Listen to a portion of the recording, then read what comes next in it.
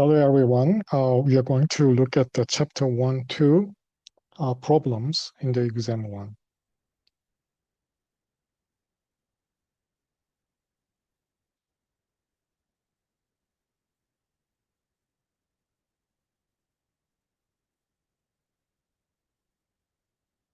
Okay, here is the problem 3. How many nanoseconds does it take light to travel 2 feet in vacuum? The speed of light in vacuum is assumed to be this number. And then we have 1 feet. And note that we need to find out the time, and then it is the distance. Length is given in feet, and then we have to make a conversion into meter per meter, so that we have two scales here, feet and meter, and also time, we have a second. And the distance is 2 feet. Speed of light is given by this one. The conversion factor is this one. And we want to change the second into nanosecond. So 1 second becomes 10 to the 9 nanosecond. Nano means 10 to the minus 9. Okay.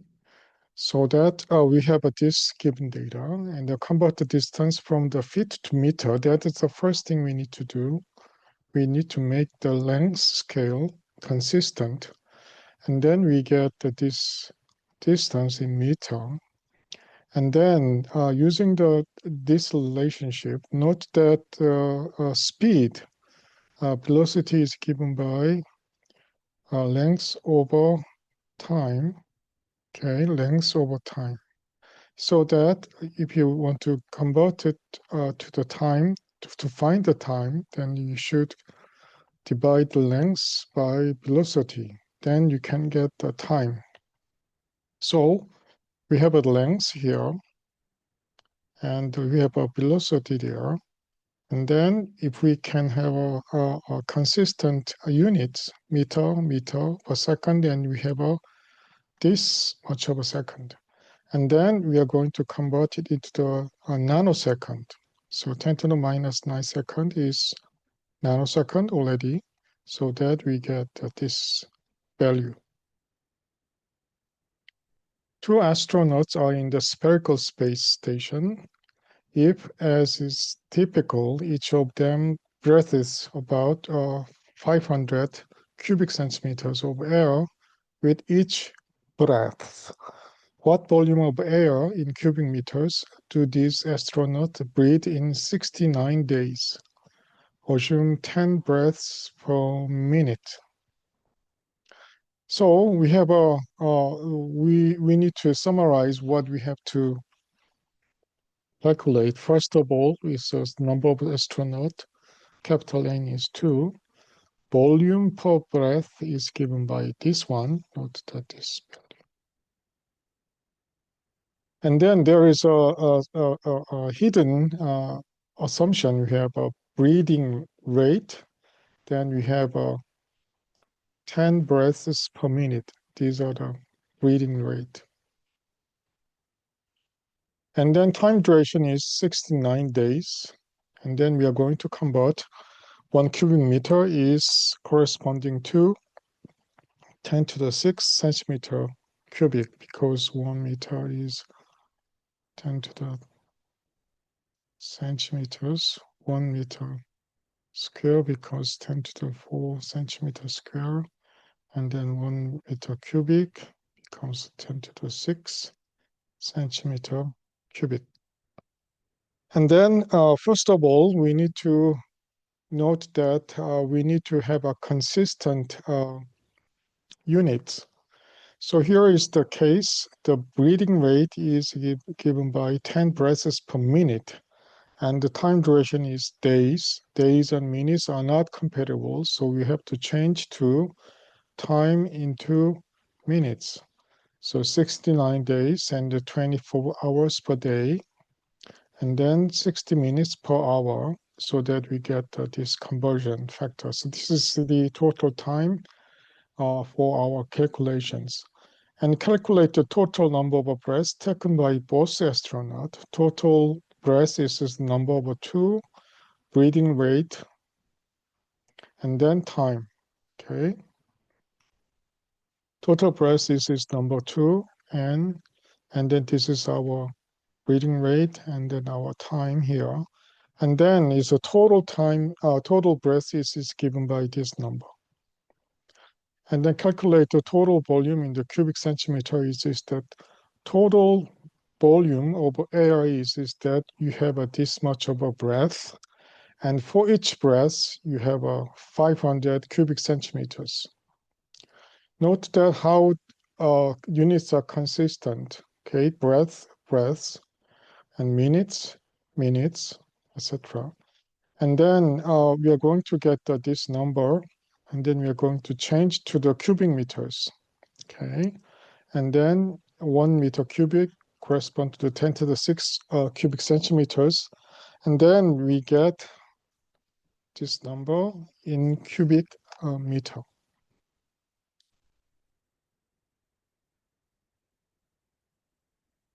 The next problem is a rectangular piece of aluminum is 5.7 plus minus 0.01 centimeter long and 1.80 plus minus 0.01 centimeter wide. If the area is in A plus minus delta A format, find the maximum possible uncertainty in the area. That's what we want to find out. So what do we have? So first of all, length here, length, and then width is given by this one, so that we have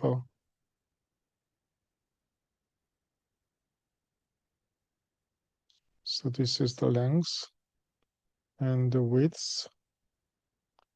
And then area is by L times W. Okay, so that we have this area. And then we need to find out uncertainty of area, so that the delta over A is given by this much. So the reason why we have this one is that L times W, so that if we have a delta A, then we have a delta L times W plus L delta W. Okay, this is the first step we need to find out. And then we are going to divide it A, and then we are going to divide it A, which is LW, then you get delta L over L plus delta W over W. Okay, this is what we get. The first thing you need to understand is that this is the very fundamental thing you need to do in the calculus. If you have a two function, fg, let's say h is given by fg, then delta h is given by delta f times g plus f times delta g. This is the very fundamentals of differentiations. So we are going to take the same rule here. So anyway, this is the very fundamental step. If you do not know this, then you may get the wrong answer. So here is the case. So we get the delta A is given by this much. And then delta A is given by, we already know what the delta is. We know what the delta W is. And then we get this number. Okay, this is the key point. And from this, you get this connection.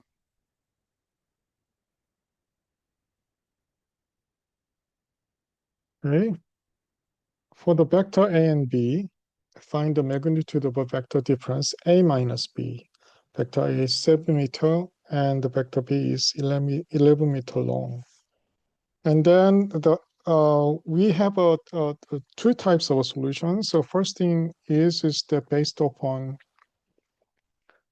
uh, this geometrical one, so that a minus b,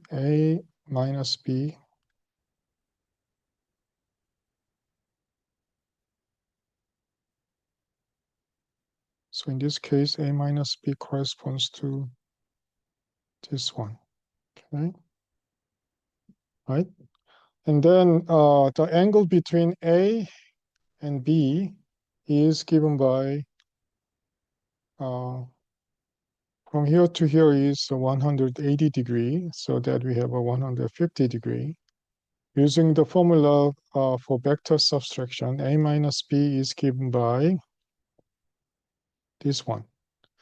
So this is the one of the things we have to think about all the time, so that if you are dealing with magnitude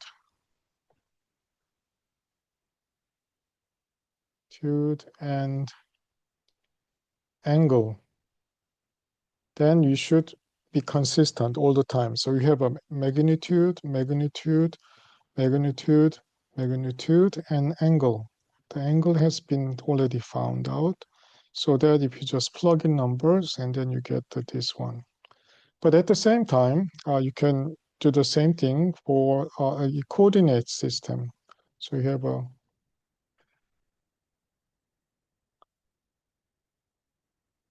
30 degree and 30 degree. Was 7, and then you get certain coordinate. So b, x, b, y, and then we have a a. Here a is only the y direction, so that we have a 0, ay, okay, and then a minus b, magnitude of a minus, vector a minus b is given by here 0 minus bx, ay minus by, okay, and then a minus b magnitude is this square, bx square, this square,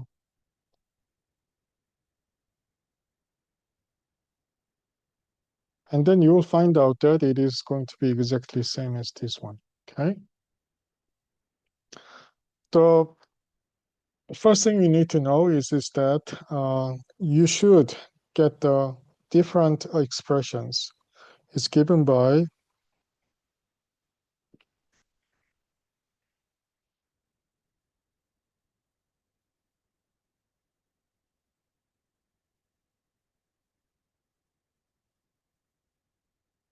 so these two equations are actually identical. So you need to note that. So vector b is 7 meter long. I find the x component of the vector b.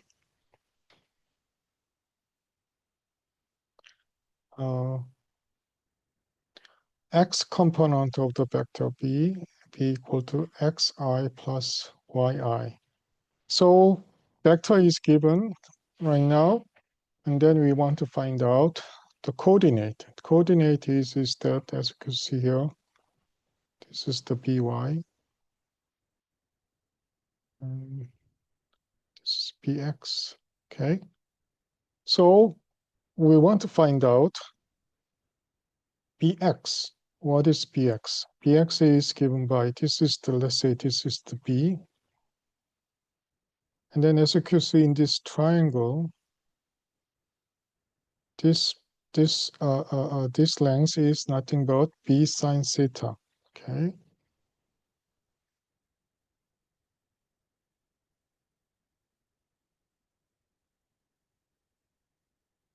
And this length is same as this one. This is b sine theta. And then we get the this value, theta is given by 30 degree and the b is given 7. And then bx is simply this one. sine 30 degree is 0.5 or 1/2, and then we get this value. Okay.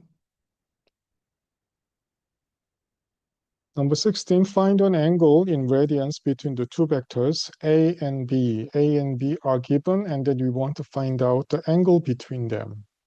So given data is this one. And to find out the angle between them, we need to utilize this one. E dot B is given by A magnitude, B magnitude times cosine theta. And such that cosine theta can be found here. A dot B over magnitude of A, magnitude of B. And then we need to find out A dot B and the magnitude of A and B one by one. So if you look at this one, in comparison to previous problems, it is the magnitude and an angle is given, but in this case, its coordinates are given, right? So it's in other words, it's 4, 5, 3, and there is -2, 1, -4. That's the difference. So in order to find out A dot B, we could just make a scalar product like this, and then A dot B can be this scalar number. And then each of the vector A, we can get the magnitude of vector A is given by this one, this one, this one, and then we get this value, and magnitude is also can be found from this formula, and then we get this one. And then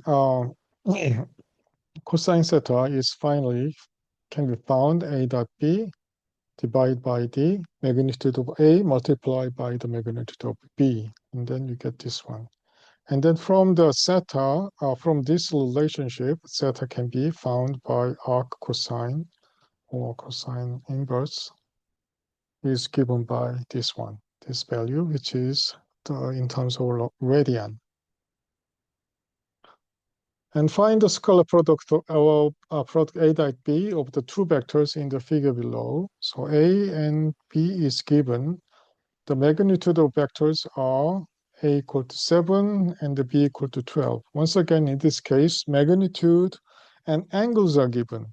Okay, so we want to find out what's the angle between these two vectors. So A dot B is, in this case, we have a two choice. One is the magnitude and angle. And in this case, we get AB cosine phi or sometimes theta, it doesn't matter.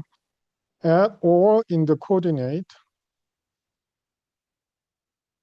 then is given by AX, BX plus AY, BY plus AZ, BZ.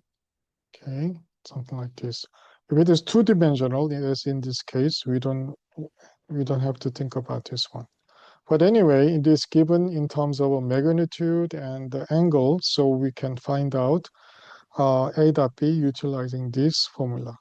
So problem is, what is the angle between these two vectors? Then you can find out from here to here is the 130, and from here to here is 53 degrees, so that you get the phi, the angle between these two vectors is given by this value, okay? And then A dot B is given by AB cosine phi, then you get magnitude is already given, right? And then angle has been found so that you can find out A dot B. Another method is that, as I told you, A dot B is in this two-dimensional case, you get AX times BX or AY times BY. So for the vector A, we can find out what is AX and AY. This is AX, AY, and this is the BY and the BX. And you can find it because the angle and the magnitude is given, so then you can utilize Ix. It can be found by this angle, cosine theta and sine theta, as well as the vector b. You can get the cosine theta and sine theta.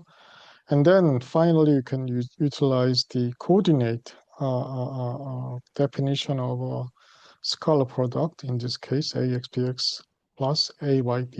Then you can find out the same value. Vectors a and b have magnitude a equal to 6 and b equal to 18. Their vector product, that is the vector product, a cross b is given by this one. Okay. What is the angle between the a cross b, a and b? So what we need to summarize what we know. The magnitude of a is given, magnitude of b is given, cross product of both two are given in this way. And then you can see that, first of all, we need to find out the magnitude of a vector product a cross b is given by this one. And then in this case, if the vector is given in terms of coordinate, you need to make a square over x component, square over y component, square over z component, and then make a square root of it. And then you can get this value. So a cross b magnitude is found here. And then the magnitude of a cross b is related with the angle between them. Note that a dot b, ab cosine theta. But in the case of a cross product, vector product, you get sine. And then sine theta can be found out this way. And then we note that a cross b magnitude has been justly found, this value.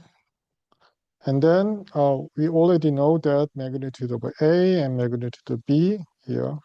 And then you can find out the value of the sine theta. And then from this, you can get the arc sine, and then you can get the radian. Okay, that's it. And I hope you understand the scalar product and the vector product. And you have two different types of expression in the magnitude angle. And then you have a coordinate. Thank you.